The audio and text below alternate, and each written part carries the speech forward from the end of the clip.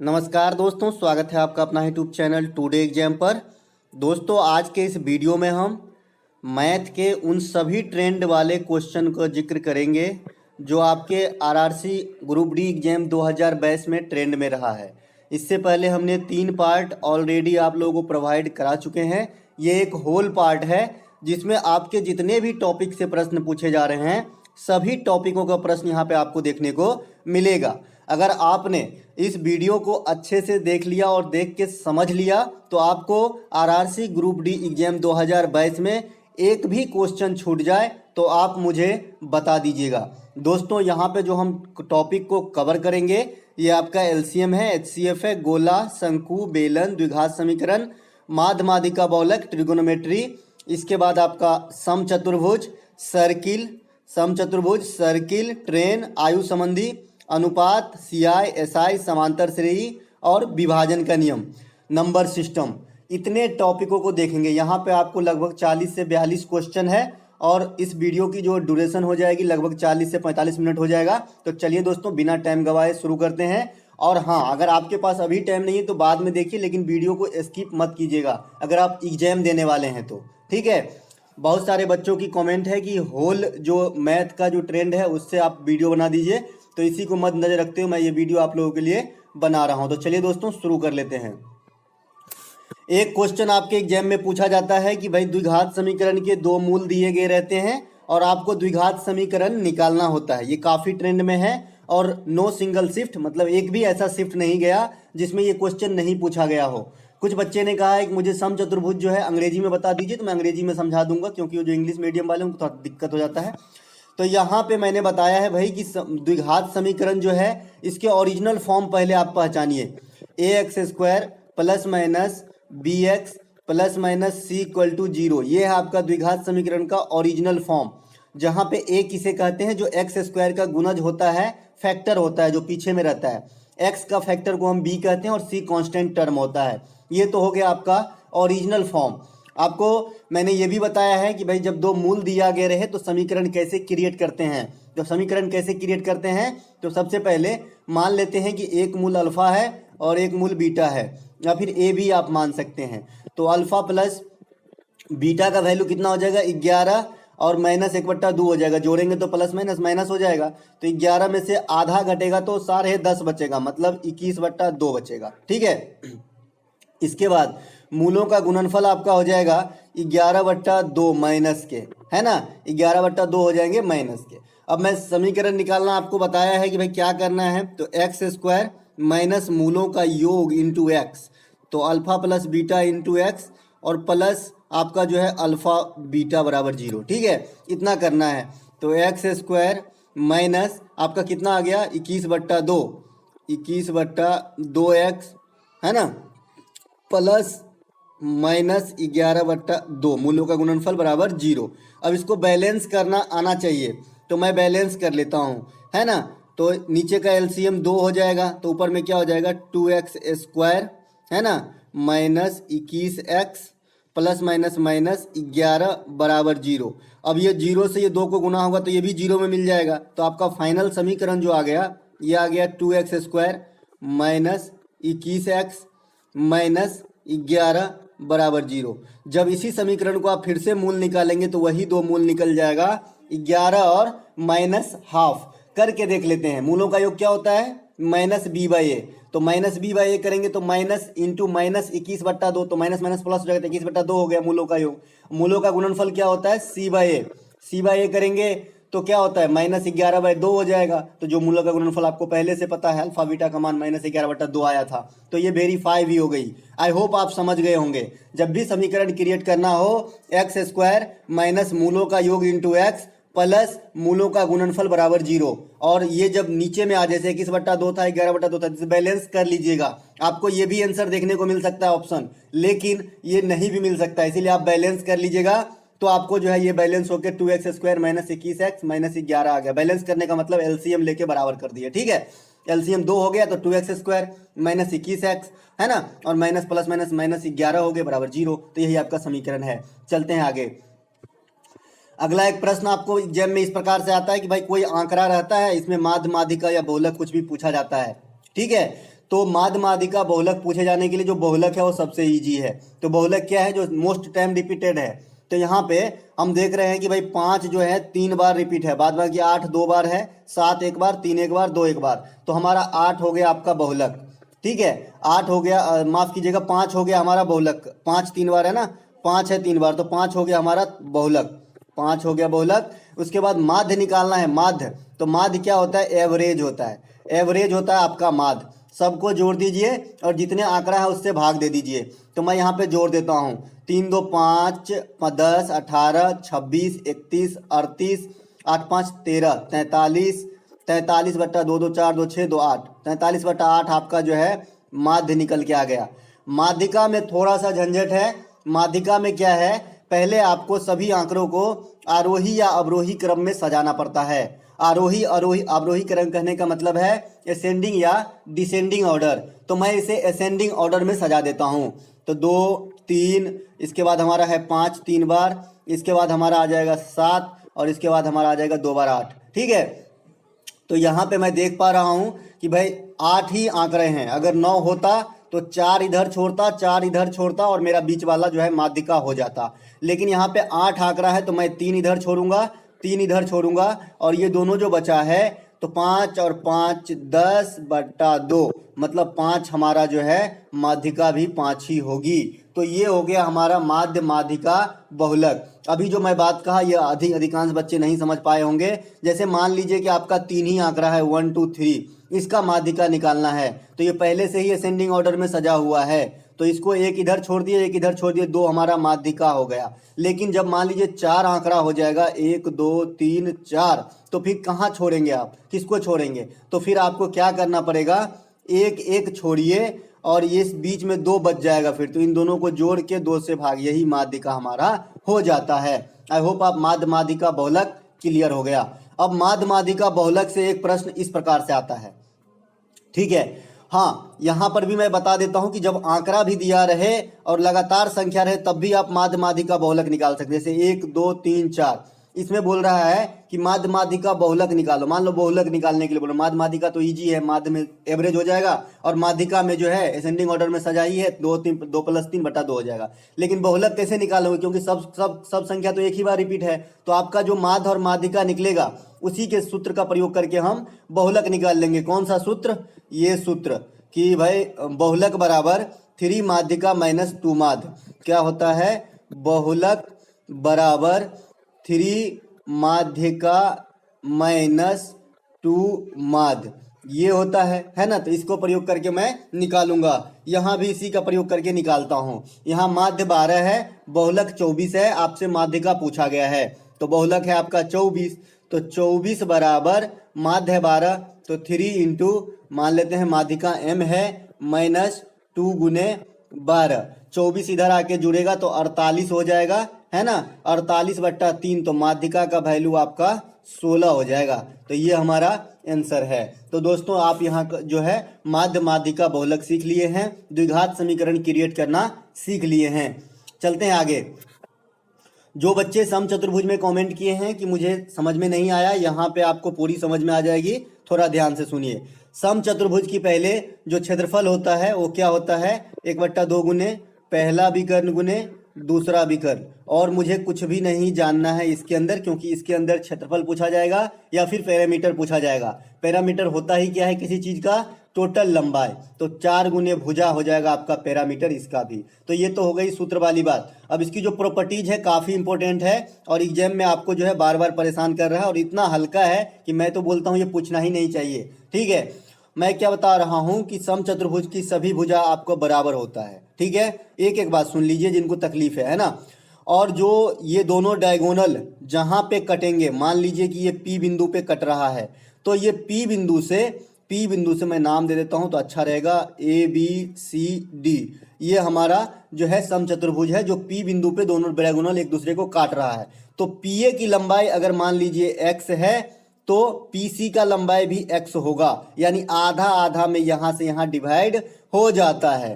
ठीक है, आधा आधा में यहाँ से डिवाइड हो जाता है। जैसे पीडी का मान जितना होगा उतना ही मान पीबी का होगा, आधा आधा। अगर मान लीजिए कि टोटल बीडी रेखा जो है, बीडी जो डायगोनल है, इसकी लंबाई अगर टोटल 10 है तो बीपी का वैल्यू 5 हो जाएगा और आपका पीडी का वैल्यू 5 हो जाएगा। और एक दूसरे के ये समकोण पे काटते हैं, यानी 90 पे काटते हैं। यहाँ पे 4 समकोण त्रिभुज बन जाता है। ठीक है, तो मैंने कहा कि भाई जब भुजा पता रहे और एक विकर्ण पता रहे तो आप जो है पाइथागोरस प्रमेय उपयोग करके दूसरी विकर्ण निकाल सकते हैं क्षेत्रफल निकालने हेतु। तो यहाँ पे क्या है, समचतुर्भुज के एक विकर्ण 12 सेंटीमीटर तथा एक भुजा 10 सेंटीमीटर। अब मैं इसको सबको मिटा रहा हूँ। एक भुजा आपका 10 सेंटीमीटर है और एक विकर्ण का वैल्यू आपको 12 दिया है। अभी अभी आपने पता चला कि भाई ये 90 पे काटता है, आधा आधा में काटता है। मान लीजिए कि ये मैं ए लिख देता हूँ, सी बी डी।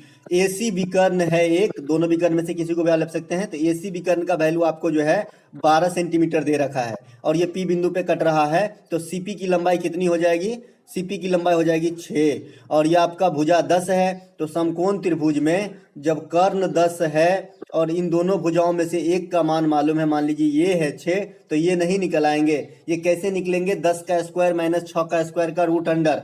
तो 100 में से 36 गया, 64, 64 का रूट अंडर 8।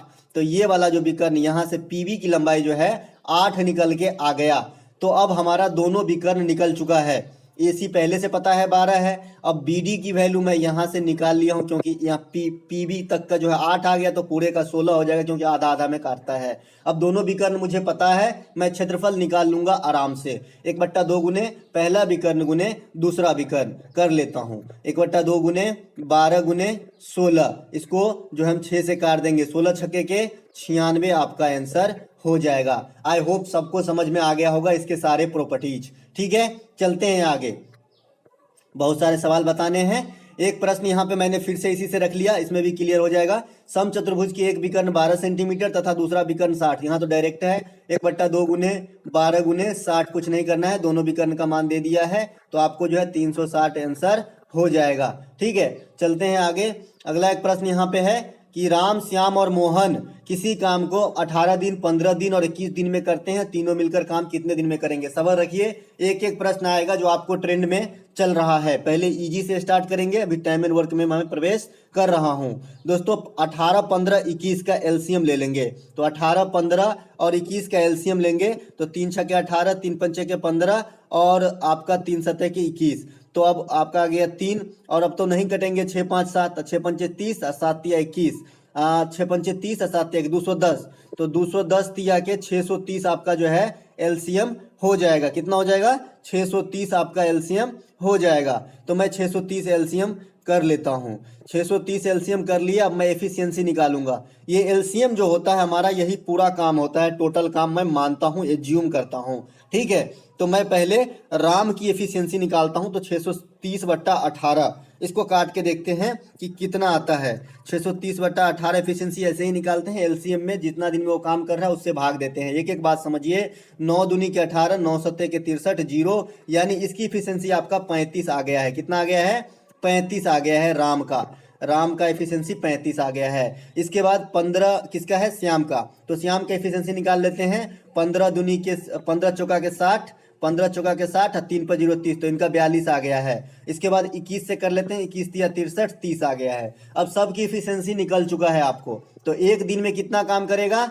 5 और 2 7, 4 3 7 3 10, एक दिन में 107 काम करेगा। आपके पास टोटल काम कितना है, 630। तो 630/107 यही आपका आंसर है, इतना ही दिन लगेगा। अब भैया आंकड़े मैंने अपने मन से रखा है इसीलिए अटपटा लग रहा है, आपको तरीका आना चाहिए। तो यही तरीका है बनाने का, तीनों मिलके काम, सबका एलसीएम निकाले, टोटल काम हो गया मेरा, सबकी एफिशिएंसी निकाले। एफिशिएंसी कैसे निकालते हैं, जो उस पार्टिकुलर आदमी का एलसीएम में भाग दे देते हैं दिन के संख्या से, तो हमारा एफिशिएंसी निकल जाता है। टोटल को जोड़ा तो एक दिन में 107 काम हुआ, टोटल काम 630 है, तो 630/107 दिन में काम हो जाएगा। चलते हैं आगे। इसका जो अगला ट्रेंड काफी फेमस चल रहा है, ये देख, अगला ट्रेंड जो काफी अभी चल रहा है प्रचलन में, ये आपका इस प्रकार का है कि भाई राम, श्याम और मोहन किसी काम को 18, 15, 21, वही आंकड़े रखा हूं मैं, करते हैं। 3 दिन तक राम ने काम किया, उसके बाद काम छोड़ दिया। ठीक है, श्याम काम समाप्त होने से 3 दिन पहले काम छोड़ दिया, तो काम कितने दिन में पूरा हुआ। अभी अभी आपने इसका एलसीएम 630 निकाला था, वही आंकड़ा है, मैंने एलसीएम में फिर से टाइम खराब नहीं करना है, अभी निकाल लिए 630। सबकी एफिशिएंसी पता था, पहले का एफिशिएंसी हमने निकाला था तो कितना निकला था, 18, 18 तिया 54 है ना, 18 तिया 54। इसके बाद आपका 54 6 3 9 18 5 90 35 निकला था। दूसरे का हमारा जो है 15 चौका के 60 और 42 निकला था।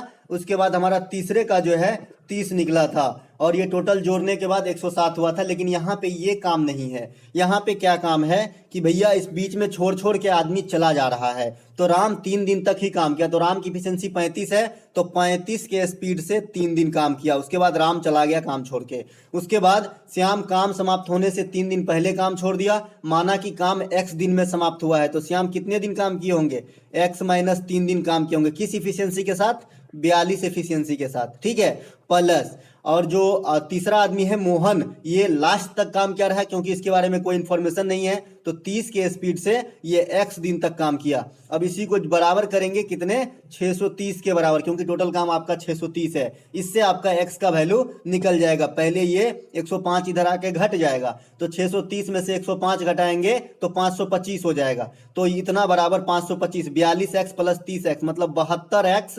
72x बराबर 525 बचा था, और 42 तिया के 120 126 और जुड़ जाएगा, क्योंकि ये माइनस में उस साइड है तो इधर आके प्लस हो जाएगा। इसी को जब x का वैल्यू निकालेंगे तो यही आपका दिन हो जाएगा। आई होप आप इतना तो कर ही सकते हैं, दोनों को जोड़ के 72 से भाग देना, x की वैल्यू निकल जाएगा।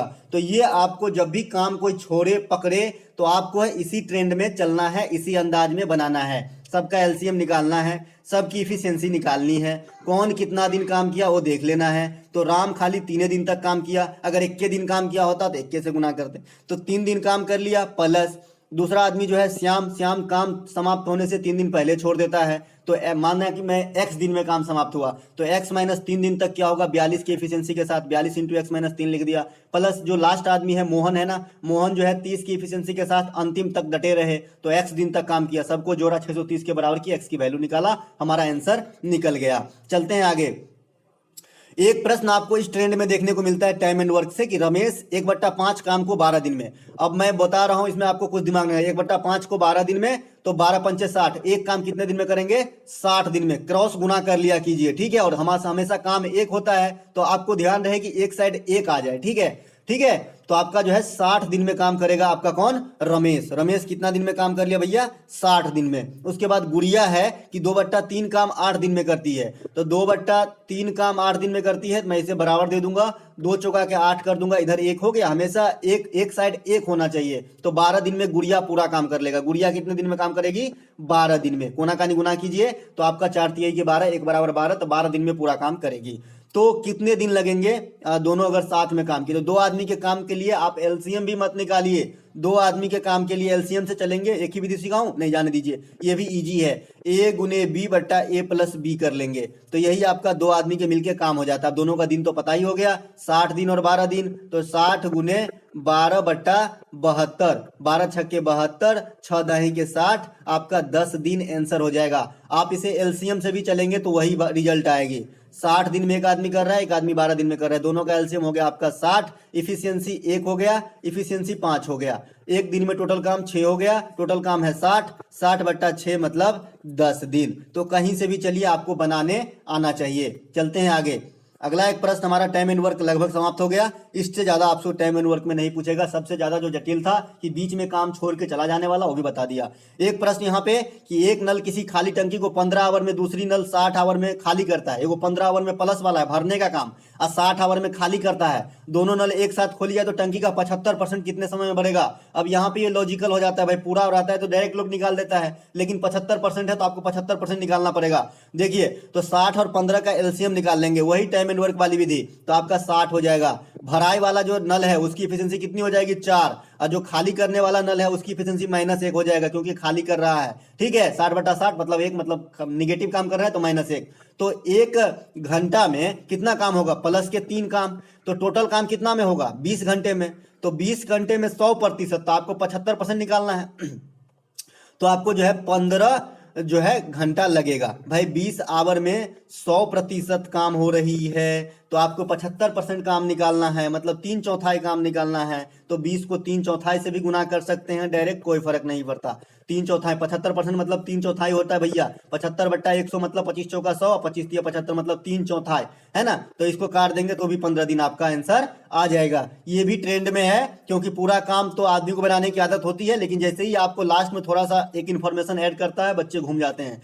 एक प्रश्न यहाँ पे कि रामलाल का उम्र उसके पुत्र के 3 गुने से 5 कम है। अब रामलाल को मैं आर लिख दिया, उसके पुत्र को मैं पी ही लिखा, उसके 3 गुने से 5 कम है, ठीक है। इसके बाद दूसरा इंफॉर्मेशन क्या है हमारा, वह अपने पुत्र के आयु को दुगुने हो जाएंगे 5 वर्ष बाद। रामलाल प्लस 5 बराबर पुत्र प्लस 5 के 5 वर्ष बाद जो है इनकी आयु का दोगुना हो जाएगा। इसी को आपको सॉल्व करना है। मैं अगर आपके जगह एग्जाम में रहूं और ऐसे ट्रेंड में क्वेश्चन पूछा गया, यही क्वेश्चन इस प्रकार से पूछा गया, तो मैं ऑप्शन को वेरीफाई कर लूंगा। पुत्र का उम्र पूछ रहा है तो पुत्र का उम्र जगह पे रख के देख लूंगा कि वेरीफाई हो रहा है कि नहीं, दोनों समीकरण बात खत्म करेंगे। मैं इसे सॉल्व नहीं करता, ठीक है। बहरहाल यहाँ पे मैं आपको सॉल्व करने की समीकरण पहले बना देता हूं।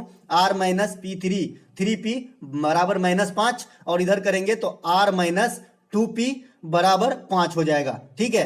तो r माइनस 3p बराबर -5, r माइनस 2p बराबर 10 होता तो इधर के जाता 5 घर जाता तो 5 हो गया। इसको सॉल्व कर लेंगे, आपका आंसर निकल जाएगा माइनस प्लस माइनस, ये कट गया, -2p बराबर -10, ठीक है। माइनस से माइनस कट गया, p का उम्र जो है 5 वर्ष आ गया, 2p बराबर 10, तो p का उम्र 5 वर्ष। तो पुत्र की उम्र ही पूछा जा रहा है, तो पुत्र की उम्र 5 वर्ष है, ठीक है। पुत्र की उम्र 5 वर्ष है, 15 और पिता की उम्र जो है 10 वर्ष है भैया, ठीक है। अब भाई आंकड़ा है भाई, पिता 10 वर्ष में हो गया है ना, बाल विवाह हो गया होगा। चलते हैं आगे। अगला एक प्रश्न है यहाँ पे, मोहन और मनोज के आयु का अनुपात 5:7 है। मोहन और मनोज के आयु का अनुपात जो है 5:7 है। 5 साल बाद उनकी आयु का योग 70 होगा। तो 5 साल मोहन के लिए भी बढ़ा होगा और 5 साल आपका जो है मनोज के लिए भी बढ़ा होगा। तो इस अनुपात से कितने जो है साल बढ़ गए होंगे, तो 10 साल बढ़ गए होंगे। जो हमारा आंकड़ा अगला जो है हमारा जो इंफॉर्मेशन कह रहा है कि 5 साल के बाद दोनों के आयु का योग 70 होगा, तो इस 70 में इस अनुपातिक वैल्यू से कितना ज्यादा हो गया है, तो 10 साल। क्योंकि भाई मनोज का उम्र 5 साल बढ़ा तो इसका भी 5 साल बढ़ा होगा, क्योंकि 5 साल बाद तो दोनों के लिए उम्र सेम चलता है ना भाई, तो 10 साल। तो मैं इसको 10 घटा देता हूं 70 में से, तो ये जो अनुपातिक वैल्यू है इसका आज आ गया 60 वर्ष। तो 7 5 12 यूनिट की वैल्यू आपका जो है 60 है, 12 पचे के 7, 1 यूनिट का वैल्यू आपका 5 आ गया। तो किसका उम्र बोल रहा है आज, मोहन की उम्र। मोहन कितने नंबर पे लिखा है, पहले नंबर पे, तो पहला वाला अनुपात से चलेंगे। तो 5 यूनिट की वैल्यू, तो 5 25 जो है आपका आंसर हो जाएगा। और दूसरे का पूछेगा तो 35 हो जाएगा। तो दोस्तों इस तरीके से आप बना सकते हैं, काफी इजी वे में। चलते हैं आगे।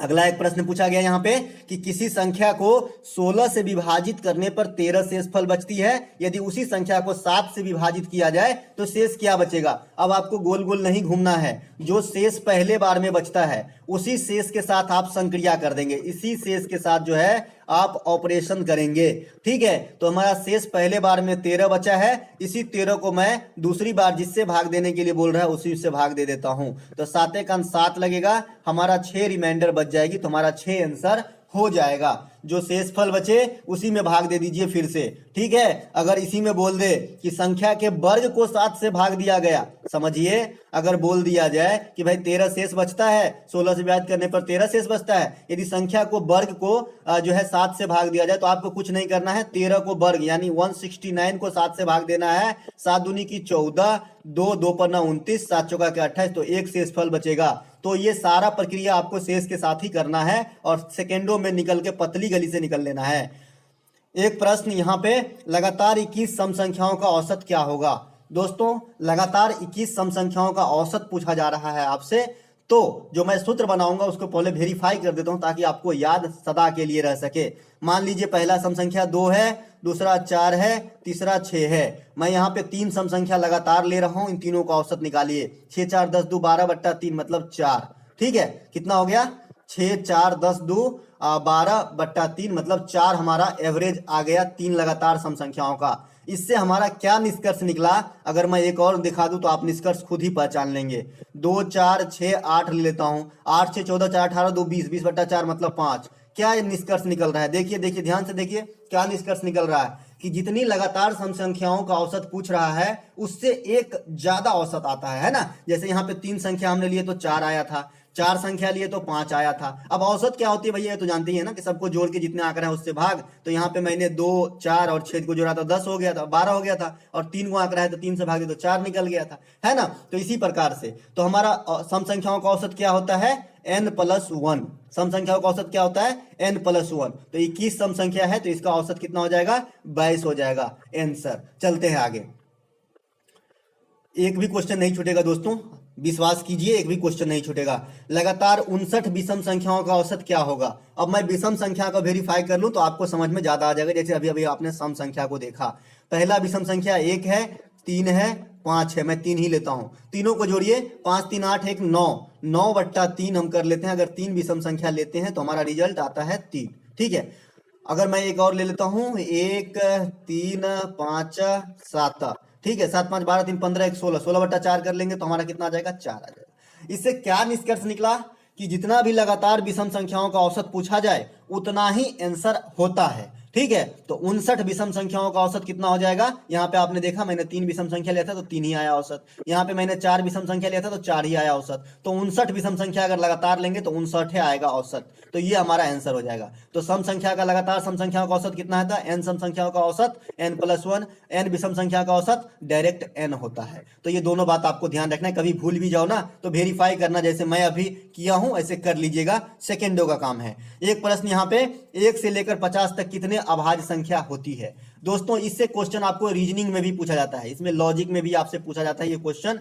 तो आपको ध्यान रखना है कि 1 से लेकर 50 तक आपका जो है 15 अभाज्य संख्या है, 15 अभाज्य संख्या है। और 50 से लेकर 100 तक जो है आपका 10 अभाज्य संख्या है। तो 1 से लेकर 100 तक आपका जो है 25 अभाज्य संख्या है। तो ये बात आपको ध्यान रखना है। पहली अभाज्य संख्या क्या है, अच्छे अच्छे जो बच्चे हैं जो फार्मूला नहीं पढ़ रखा है संख्या को पहचानने का, वो गच्चा खा जाता है भैया। पहली अभाज्य संख्या आपका 2 है, और एकमात्र अभाज्य संख्या है जो सम संख्या भी है। इसके अलावा कोई भी अभाज्य संख्या सम संख्या नहीं हो सकती। ठीक है, तो यही है एकमात्र अभाज्य संख्या जो सम संख्या भी है और अभाज्य संख्या भी है। एक अभाज्य संख्या नहीं है, एक प्राकृतिक संख्या है। ठीक है, तो आपका जो है पहला अभाज्य संख्या 2 है। तो यहां से 1 से 50 तक आपका 15 हो जाएगा, 50 से 100 तक बोला जाएगा तो आपका 10 हो जाएगा। टोटल 1 से 100 तक बोला जाएगा तो 25 अभाज्य संख्या हो जाएगा। अब 1 से 50 तक देख लेते हैं कौन कौन सा है। तो सबसे पहले तो 2 है, 3 है, 5 है, 7 है, 9 नहीं, 10 नहीं, 11 है, 13 है, 17 है, 19 है, उसके बाद 23 है, उसके बाद जो है आपका 29 है। ये सब अभाज्य संख्या है। चलते हैं आगे, 31 हो जाएगा, इसके बाद 37 हो जाएगा। चलते हैं आगे।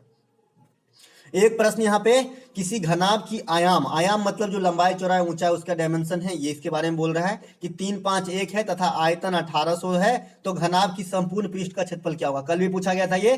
तो आपका जो है किसी घनाभ का आयाम 3 5 1 अनुपात में है। ये अनुपातिक वैल्यू है, रियल वैल्यू नहीं है। तो इसके आगे मैं एक x बैठा दूंगा तो 3x 5x x है। तीनों का गुणज कितना हो जाएगा, 5 तिया 15x3, 15x3 का वैल्यू, क्योंकि आयतन क्या होता है, लंबाई गुने चौड़ाई गुने ऊंचाई। तो 3x गुने 5x गुने x करेंगे तो 15x3 हो जाएगा। 15x3 का वैल्यू आपका दे रखा है 1800। इसको मैं काट लेता हूं, 15 ही का 15 ही, 3 5 0 30, 15 दूनी की 30 और ये 0 कट गया।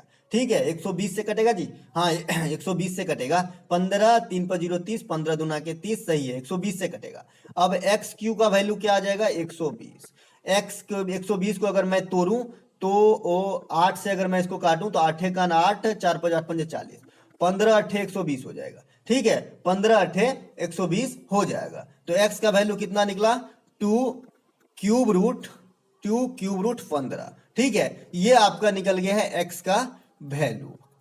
अब यहां से इसको गुना कर लेंगे तो 6 क्यूब रूट 15 है ना, 10 क्यूब रूट 15 और 2 क्यूब रूट 15 हमारा ओरिजिनल वैल्यू आ जाएगा। इसके बाद हमारा यहाँ पे आंकड़ा थोड़ा अटपटा है, आपको ऐसे एग्जाम में नहीं मिलेगा, आपको एग्जाम में सिंपल ही मिलेगा। आप बनाना सीखिए। x निकल गया तो ओरिजिनल भुजा निकल जाएंगे, ये निकल गया तो 3x निकल जाएगा लंबाई, तो आपका 6 क्यूब रूट 15, फिर 10 क्यूब रूट 15 और 1 से गुना करेंगे तो 2 क्यूब रूट 15। अब तीनों भुजा जब निकल जाएगा तो घनाभ का संपूर्ण पृष्ठीय क्षेत्रफल क्या होता है, 2 into L B plus B H plus L H. अगर ऐसे याद नहीं रहता है तो 2 इंटू पहला गुने दूसरा, लंबाई चौड़ाई ऊंचाई ही लोग बोलता है ना, कोई ऐसा बोलता है क्या ऊंचाई लंबाई चौड़ाई, ऐसा नहीं बोलता ना, लंबाई चौड़ाई ऊंचाई बोलता है। तो पहला गुने दूसरा लंबाई गुने चौड़ाई, फिर दूसरा गुने तीसरा चौड़ाई गुने ऊंचाई, फिर पहला गुने तीसरा ना लंबाई गुने ऊंचाई इंटू 2। तो यही इसमें डाल देना है, आपका निकल जाएगा। यहाँ पे आंकड़ा थोड़ा पटा है, आपको एग्जाम में आंकड़ा एकदम सिंपल मिलेगा, कोई दिक्कत नहीं।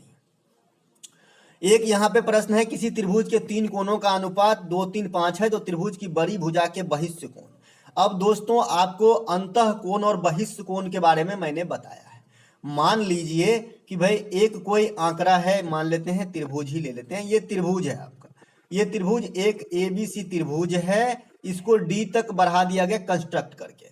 आपको जो है मान लीजिए ये 60 है, ये 50 है, 6 5 11 110, तो ये 70 हो जाएगा, क्योंकि त्रिभुज के तीनों कोणों का मान 180 होता है। तो ये बाहरी कोण कितना हो गया, क्योंकि एक लाइन पे 180 डिग्री का कोण होता है, तो ये आपका 110 डिग्री हो गया। त्रिभुज के नियम से एक और नियम है कि किसी त्रिभुज के बाह्य कोणों का मान उसके सुदूर अंतः दो कोणों के योगफल के बराबर होता है। मतलब नजदीक वाला नहीं, जो दूर वाला कोण है दोनों, उसके योगफल के बराबर होता है।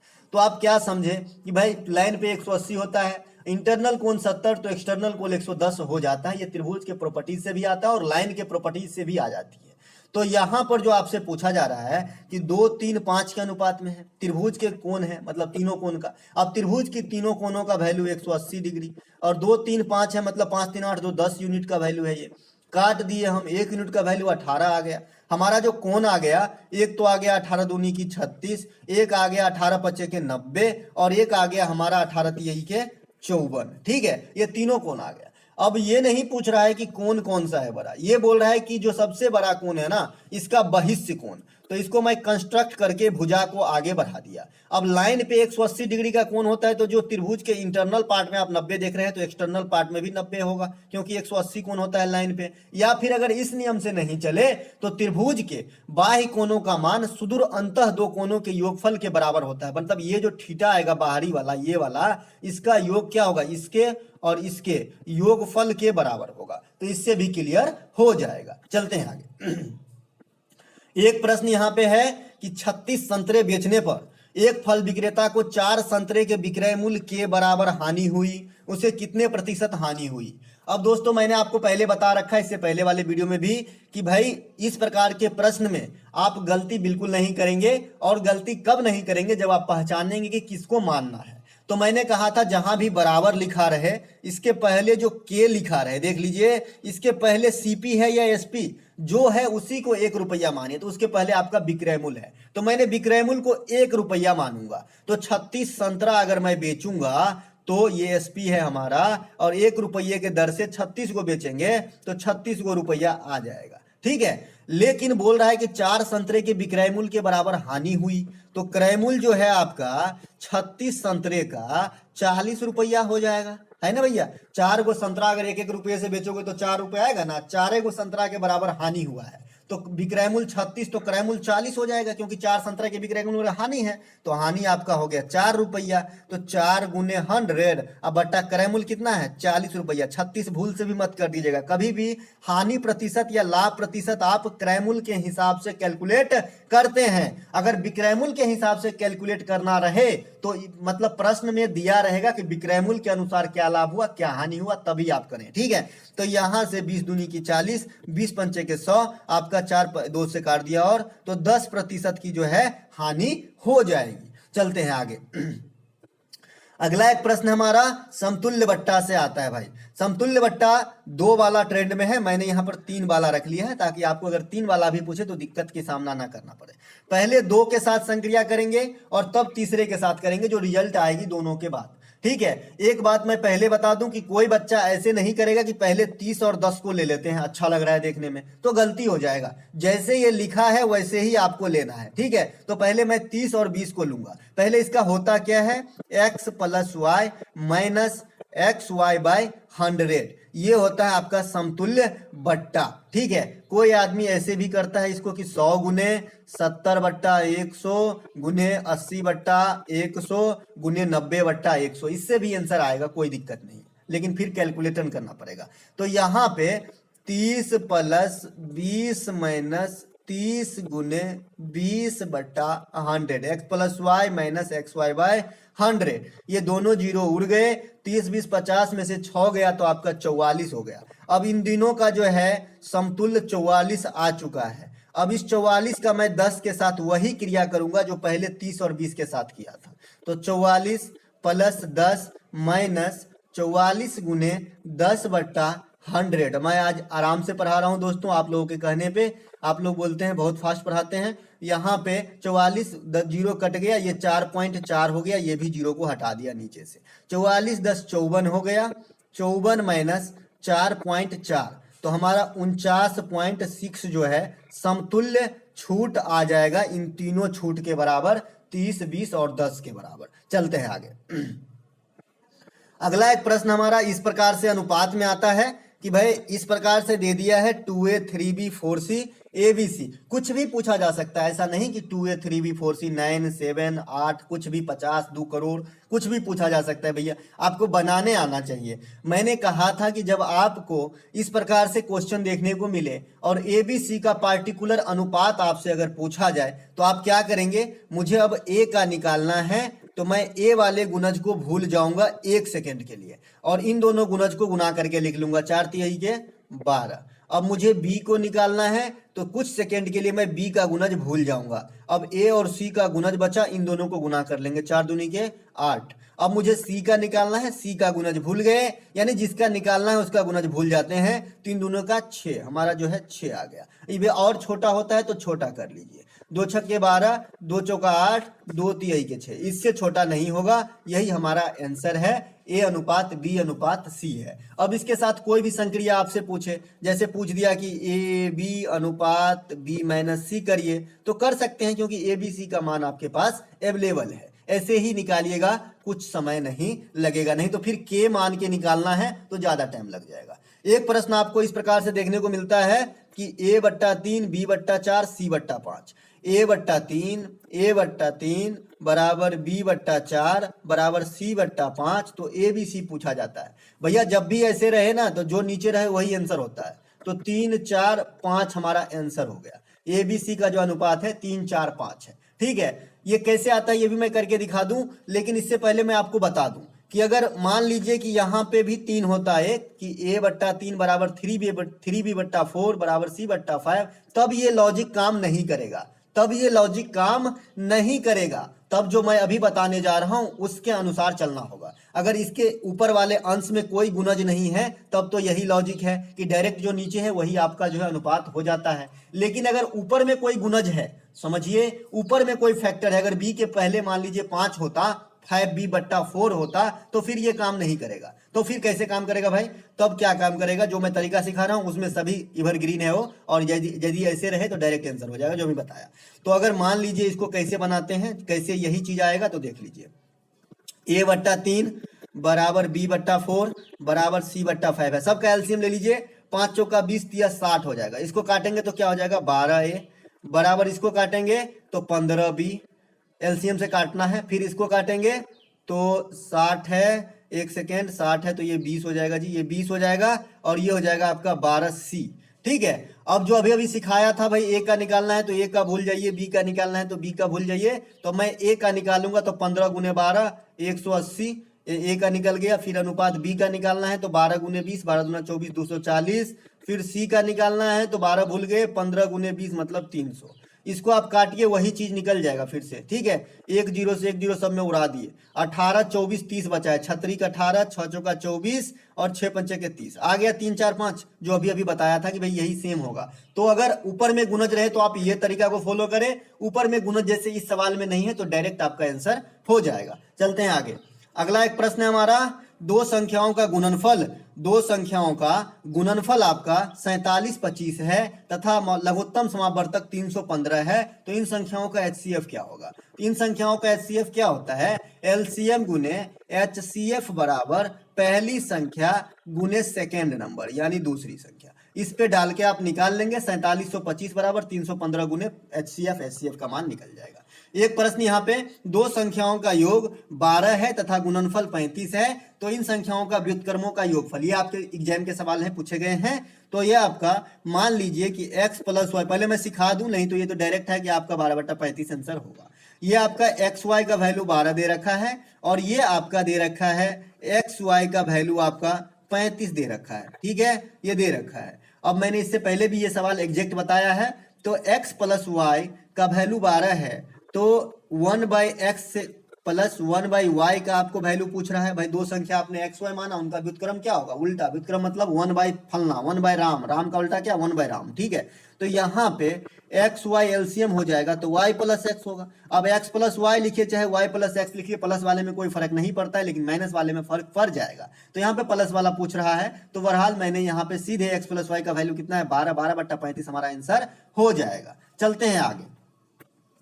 अगला एक प्रश्न है हमारा, किसी समबाहु त्रिभुज की भुजा 6 सेंटीमीटर है तो त्रिभुज में क्या क्या प्रॉपर्टीज होती है समबाहु त्रिभुज के अंदर, ये देखेंगे। इससे पहले भी मैंने बता रखा है। अगर आप लोगों ने इससे पहले का 3 वीडियो नहीं देखा है तो अगर टाइम हो आपके पास तो देख लीजिएगा, क्योंकि 3 वीडियो देखने में कम से कम 1 घंटा तो लगेगा। 1 घंटा अगर टाइम है आपके पास तो देख लीजिएगा, काफी काम का है, ठीक है। और इससे अगर आपके पास टाइम बिल्कुल नहीं है तो यही एक वीडियो देख के जाइए, इससे भी आपका जो है 90% मामला सुलझ जाएगा।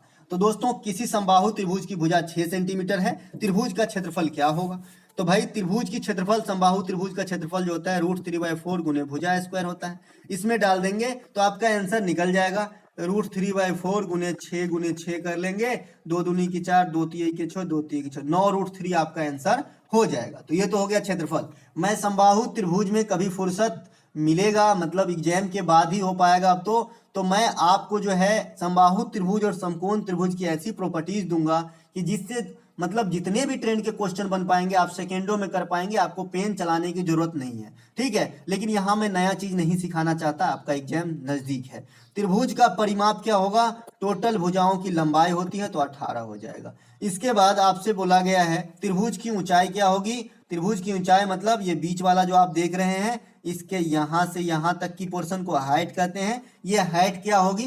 तो हाइट में मैं बताया था आपको कि भैया हाइट क्या होती है कि यहाँ पे एक बिंदु होती है, ऊपर के साइड 2 यानी कोण के बाजू 2 और भुजा के बाजू 1 अनुपात में काटते हैं। अगर इंटरनल सर्किल बना तो इसी से आप फॉलो करेंगे कि 1 वाला जो पोर्शन आएगा आपका इंटरनल सर्किल का रेडियस होगा और जो 2 वाला पोर्शन आएगा वो आपका जो है एक्सटर्नल सर्किल का रेडियस होगा। इसीलिए यहाँ भी समझा देते हैं। तो सबसे पहले हाइट बराबर क्या होता है?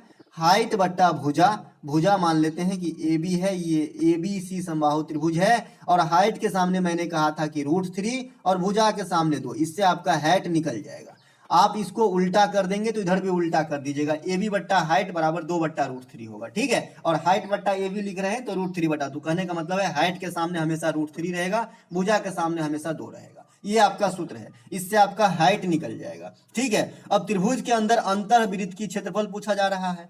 त्रिभुज के अंदर अंतःवृत्त का क्षेत्रफल पूछा जा रहा है, तो पहले मैं हाइट निकालूंगा, है ना। हाइट निकाल लेता हूं इससे, तो 6 है भुजा, 2 तिहाई के 6, तो हाइट हमारा निकल गया हाइट निकल गया आपका 3√3। यहाँ पे 6 रखिए भुजा के सामने तो आपका हाइट 3√3 निकल जाएगा। अब ये 3√3 तो पूरा का लंबाई हो गया। मुझे इंटरनल वृत्त का पूछ रहा है तो 1 वाला अनुपात चाहिए, क्योंकि 2:1 में काटता है ये, तो 1 वाला अनुपात इंटरनल वृत्त इस प्रकार से होगा भाई। तो ये 1 वाला जो होगा ना इंटरनल वृत्त का रेडियस होगा। मेरा कंस्ट्रक्शन थोड़ा बहुत कमजोर है, बहुत ज्यादा कमजोर है, ठीक है। तो यहाँ पे h बराबर आपका कितना आ गया था? 3√3। इसको मैं 2:1 में से 1 वाले का वैल्यू निकालूंगा तो 1 और दोनों को जोड़ के नीचे भाग तो 2 1 3, 3 से 3 कट गया। तो इंटरनल रेडियस जो आ जाएगा सर्किल का ये आपका √3 हो जाएगा। तो आप निकाल लेंगे πr², पाई या गुने √3 का स्क्वायर मतलब 3, तो 3 पाई आपका इंटरनल वृत्त का क्षेत्रफल हो जाएगा, ठीक है। यहाँ इसका √3 निकला था रेडियस। अब एक्सटर्नल वृत्त का अगर क्षेत्रफल पूछे एक्सटर्नल वृत्त का क्षेत्रफल पूछ रहा है क्या? हाँ पूछ रहा है। तो अभी आपने एक की वैल्यू निकाला तो √3, और अभी आपने देखा कि एक्सटर्नल वृत्त का रेडियस क्या होता है? 2 अनुपात वाला, ऊपर के साइड वाला, क्योंकि ये वृत्त ऐसे बनेगा। तो यहाँ से यहाँ तक बाहरी रेडियस, तो बाहरी रेडियस मतलब 2 अनुपात, 1 अनुपात का वैल्यू √3, तो 2 अनुपात का 2√3। अब इसी को गुना कर लेंगे तो πr² मतलब पाई इंटू 2√3 का होल स्क्वायर, 4 तिया के 12 पाई आपका बाहरी वृत्त का क्षेत्रफल हो जाएगा। चलते हैं आगे। एक प्रश्न इस पे भी देखने को मिला और मैंने अपने मन से बताया था, है ना। किसी वर्ग के अंदर एक वृत्त बनी हुई है, यदि वर्ग का विकर्ण 5 सेमी है तो वृत्त का क्षेत्रफल क्या होगा? अब दोस्तों वृत्त जो है वर्ग के अंदर बनी है, ये वाला पहला फिगर को फॉलो कर रहा है, दूसरा फिगर मैं समझाने के लिए रखा हूं। तो पहला फिगर है और बोल रहा है कि वर्ग का विकर्ण 5 सेमी है। तो वर्ग का जो विकर्ण है, वर्ग का विकर्ण से मुझे इस सवाल में कोई लेना देना नहीं है, क्योंकि वर्ग का विकर्ण सर्किल को क्रॉस कर जा रहा है। मुझे क्रॉस करने वाला नहीं चाहिए, मुझे तो वर्ग का भुजा चाहिए ताकि मैं सर्किल का व्यास बना सकूं। तो मैं पहले वर्ग का भुजा निकाल लेता हूं। तो वर्ग का विकर्ण क्या होता है? √2 गुने भुजा होता है। तो इसका वैल्यू है 5, तो a का वैल्यू है 5/√2। अब 5/√2 तो वर्ग की भुजा आ गई। अब जो वर्ग की भुजा है ये सर्किल का जो है व्यास की तरह काम करने लगेगा। ये जो पूरा भुजा है, ये जो पूरा भुजा है, ये देख लीजिए सर्किल का व्यास बन चुका है। तो 2r बराबर 5√2, 2r बराबर 5/√2, 5/√2 है, तो r का वैल्यू 5/2√2 हो जाएगा, है ना। इससे आप वर्ग मतलब वृत्त का क्षेत्रफल निकाल सकते हैं, है ना। πr², तो पाई कर लेंगे और ऊपर में हो जाएगा 25 और नीचे में हो जाएगा 4 2 दूना 4 दूना 8, तो 25/8 पाई आपका आंसर हो जाएगा इस क्वेश्चन के लिए। अगला जो है हमारा, जब ये उलट जाए मामला कि भाई कि सर्किल बाहर है और वृत्त ही मतलब वृत्त बाहर है और सर्किल अंदर है, मतलब सर्किल बाहर है और वृत्त अंदर है, जैसे आप दूसरे फिगर में देख रहे हैं। उस केस में क्या होगी कि जो वर्ग का विकर्ण रहेगा वही आपका जो है वृत्त का व्यास हो जाएगा। तो यहाँ पे आप फिगर से स्पष्ट समझ रहे हैं कि जो वर्ग का विकर्ण होगा यानी डायगोनल होगी वही आपका जो है वृत्त का व्यास हो जाएगा। तो यहाँ पे 2r का वैल्यू डायरेक्ट 5 है, r का वैल्यू आपका 5/2 हो जाएगा। इससे आप निकाल लेंगे 25/4 पाई आपका आंसर हो जाएगा। चलते हैं आगे। अगला एक प्रश्न है हमारा कि 14 सेमी त्रिज्या वाले गोले के साथ 7 सेमी त्रिज्या वाले कितनी छोटे गोले में ढाला जा सकता है? जब भी एक शेप से दूसरे शेप में हम जाते हैं, बनाते हैं किसी चीज को ढाल के, तो मैं आयतन का सूत्र लेता हूं। तो बड़ा गोला का 14 सेमी है, तो बड़ा गोला का आयतन 4/3 गुने पाई और गुने 14 को 3 बार गुना यानी क्यू, 4/3 πr³ होता है ना आपका गोला का आयतन। और छोटका गोला जो बनेगा उसका भी आयतन का सूत्र 4/3 पाई और गुने 7 का क्यू, यही बनेगा। मान लेते हैं कि n गोले बनेंगे, ठीक है, यही n का वैल्यू आपको निकालना है। 4/3 पाई 4/3 पाई कट गया। अब इधर हमारा 14 3 बार है, 14 गुने 14 गुने 14, 7 गुने 7 गुने 7 गुने n, यही n का वैल्यू निकालना है। तो मैं यहां से क्या कर लूंगा, 7 से काट लेता हूं तीनों, तो तीनों दो बार में कटेगा, तो n का वैल्यू जो है आपका 8 आंसर आ जाएगा। चलते हैं आगे, बहुत सारे सवाल बताने हैं दोस्तों, टाइम कम है मेरे पास यहाँ पे। हाँ दोस्तों, अगर टाइम नहीं हो ना तो बाद में देखिए, लेकिन पूरा देखिएगा। एक संपूर्ण कंप्लीट ग्रुप डी के लिए मैंने बनाया है ना। एक घन की विकर्ण की लंबाई 4√3 है, तो आयतन और संपूर्ण पृष्ठ का क्षेत्रफल ज्ञात कीजिए। अब घन की विकर्ण क्या होती है? √3 गुने भुजा होती है। आयतन क्या होती है? AQ होता है। संपूर्ण पृष्ठ का क्षेत्रफल क्या होता है? A² होता है। वक्र पृष्ठ का क्षेत्रफल क्या होता है? 4A² होता है। तो इतना बात आपको घन के रिगार्ड में याद रखना है, सभी भुजा बराबर होते हैं।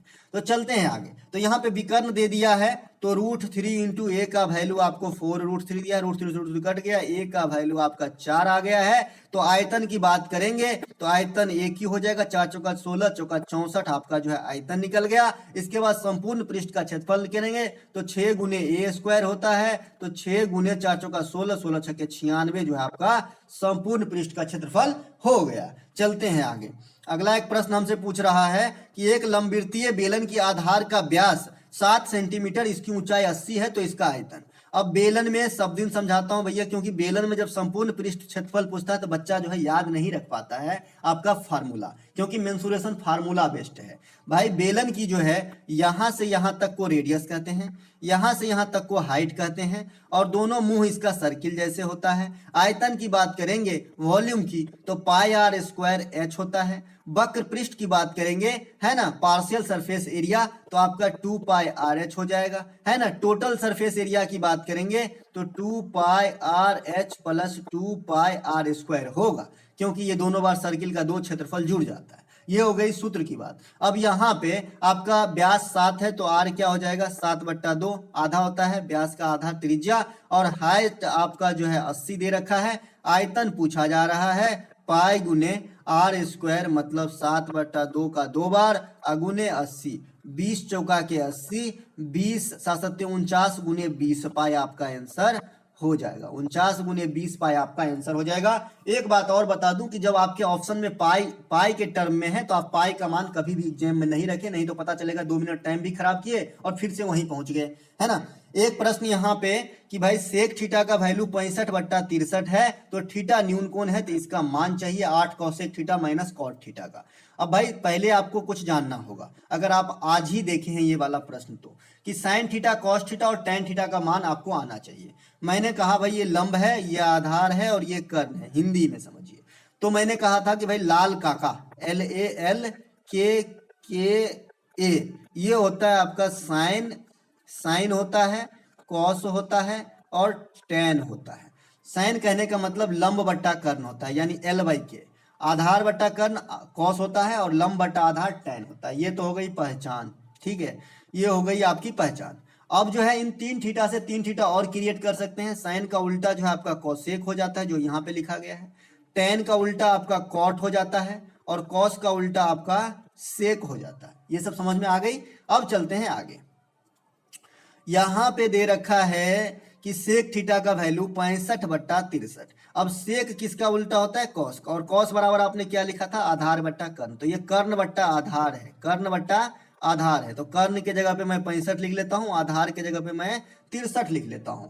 अब मुझे ये निकालना है तो पाइथागोरस लगेगी A² माइनस B², मतलब आपका जो है 65 का स्क्वायर माइनस 63 का स्क्वायर करेंगे तो ये वाली का स्क्वायर निकलेगा। फिर मुझे ये निकालना हो तो इनको मैं रूट में डालूंगा, ठीक है। पाइथागोरस के प्रमेय आप जानते हैं, लंब स्क्वायर प्लस आधार स्क्वायर बराबर कर्ण स्क्वायर। कितना टाइम हो गया भाई, 51 मिनट हो गया, काफी लंबा टाइम लग जाएगा भाई, है ना। तो यहाँ पे मैं A² माइनस B² से निकाल लेता हूँ, तो 65 A plus B into A minus B होगा।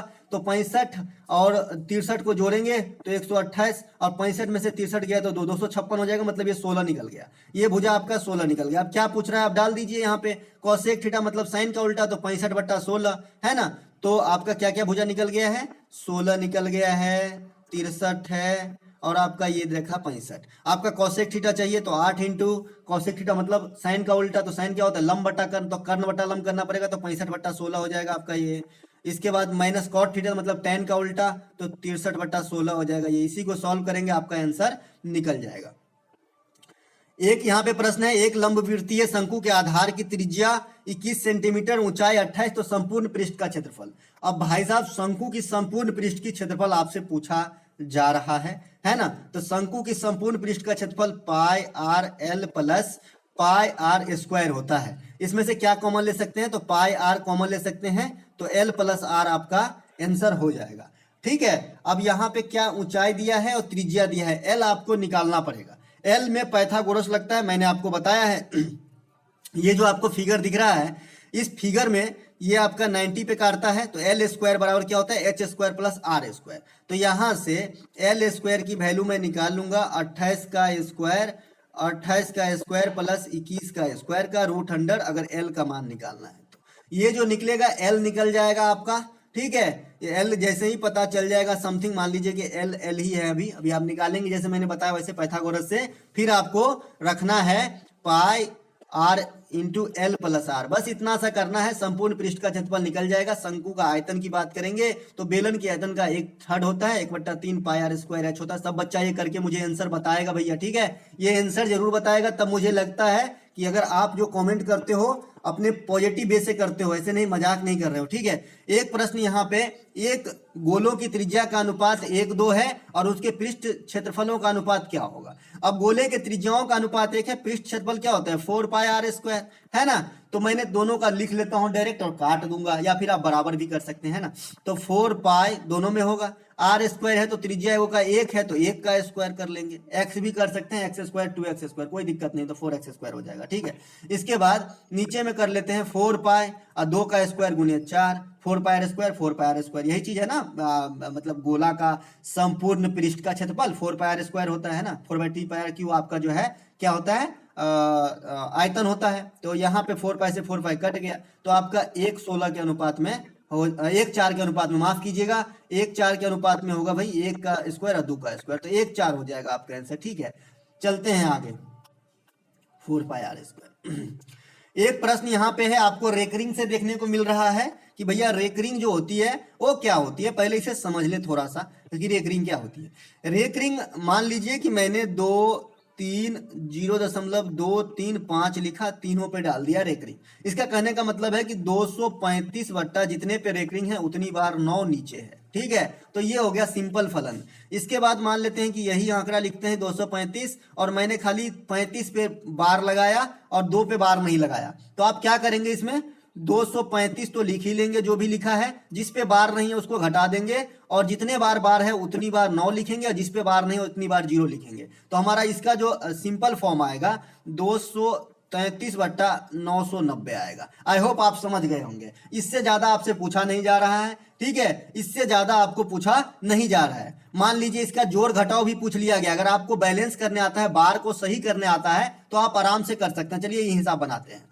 ये यहाँ पे है 123 के ऊपर खाली 3 पे बार है, तो 123 में से 12 को मैं पहले घटाऊंगा, क्योंकि 12 पे बार नहीं है, तो 123 में से 12 घटा दिया, बट्टा एक बार है तो 1 9 रखे, और 2 0 मतलब बार नहीं है तो 2 0 रख दिए, ठीक है। अब 123 में से 12 गया तो 3 में से 2 गया तो 1, 2 में से 1 गया तो 1, 111/900, 3 से कटेंगे। कैसे 3 से कटेंगे, जिस पूरे संख्या का अंकों का योग 3 का गुणज हो तो 3 से पूरी संख्या कट जाती है। तो ऊपर वाले में 1 2 3 लग रहा है, नीचे वाले में 9 9 18, दोनों 3 से कटेंगे, है ना। तो 3 तिहाई के 9, 2 पर 1 21, 3 7 21, 37 कहीं दिख रहा है ऊपर में, क्योंकि 37 के बाद कटेगा नहीं, तो एक ही ऑप्शन है यहाँ पे राइट आंसर है। चलते हैं आगे, अगला एक प्रश्न है हमारा, किसी गोले के त्रिज्या में 30% की कमी की गई तो गोला की संपूर्ण पृष्ठ में कितने प्रतिशत की बदलाव होगी। इस फार्मूला का नाम मैंने रखा हूं एवरग्रीन फार्मूला। ये सिर्फ गोला पे नहीं, गोला हो, शंकु हो, बेलन हो, या फिर आपका घन हो, घनाभ हो, वृत्त हो, आयत हो, वर्ग हो, हर जगह काम करेगा। आपको बस तरीके अभी सीखना है और अभी ही सीखना है, ठीक है। ये दूसरी बार के लिए मत रखिएगा, क्योंकि 3 दिन क्वेश्चन इससे आ गया है। ये मिसलेनियस प्रकार की क्वेश्चन है और बड़े बड़े एग्जाम से लेके हर जगह पूछा जाता है, ठीक है। तो यहाँ पे मैंने बताया था कि भाई जिस चीज के पैटर्न में बदलाव पूछ रहा है उसकी सूत्र आपको आना चाहिए। तो यहाँ पे गोले की पृष्ठीय क्षेत्रफल में बदलाव पूछ रहा है, तो गोला का संपूर्ण पृष्ठ का क्षेत्रफल क्या होता है 4πr² होता है। अगर आयतन में बदलाव पूछता तो मैं 4/3πr³ लिखता, अगर शंकु के आयतन में पूछता तो 1/3πr² लिखता, बेलन में पूछता बेलन के आयतन में तो πr² लेता। कहने का मतलब है कि जिस भी शेप के पूछे उसका क्षेत्र मतलब आपको सूत्र आना चाहिए कि जो भी चीज पूछ रखा है, ठीक है। चाहे कोई भी शेप हो सब में काम करेगा, आप सीख लीजिए। मैंने कहा कि कांस्टेंट टर्म को काट दीजिए, तो यहाँ पे 4 भी कांस्टेंट है और पाई भी कांस्टेंट है, मैंने काट दिया। अब मेरा इसमें से बच गया खाली r²। अब इसी r² के साथ मैं ऑपरेशन करने वाला हूं। 30% की कमी हो गई है, अब मेरे बच गया खाली r²। ये r² कैसे बचा, मैंने कहा कांस्टेंट टर्म को काट दो, सूत्र लिख के, तो मैंने कांस्टेंट टर्म को काट दिया है। अब मेरे पास खाली r² बच गया है। अब इस r² में बोल रहा है कि 30% की r में कमी कर दी गई, तो नीचे हमेशा 100 लिखेगा। 100 क्यों लिखते हैं, रीजन पहले बता चुका हूं। 100 इसलिए लिखते हैं कि हमें परसेंटेज कैलकुलेट करने में समय ना लगे। अगर 100 को 10% बढ़ाया तो 110, 10% घटाया तो 90, मतलब कोई दिमाग लगाना नहीं पड़ता, इसीलिए 100 लगते हैं, नहीं तो आप कुछ भी रख सकते हैं, ठीक है। तो यहाँ पे मैं 100 रख लिया। 30% की कमी करेंगे 100 से तो आपका हो गया 70, और ये इसका कैसा रूप था, तो स्क्वायर वाला रूप था, मैंने स्क्वायर कर दिया। ये 0 से ये 0 कट गया, अब तो नहीं कटेंगे, तो ऊपर में हो गया 77 के 49, नीचे में हो गया 10 9 के फिर से 100। अब देखिए 100 था 49 हो गया, 100 था 49 हो गया, 49 हो गया। कितने की घटत हो गई? 51 की घटत हो गई। 51 गुने 100 और पहले कितना था? 100 था। जो नीचे रहेगा नीचे वाले को ही ना माने थे आप, तो नीचे जो रिजल्ट आएगा वही उतना मान लीजिएगा कि इतना था, इतना हो गया।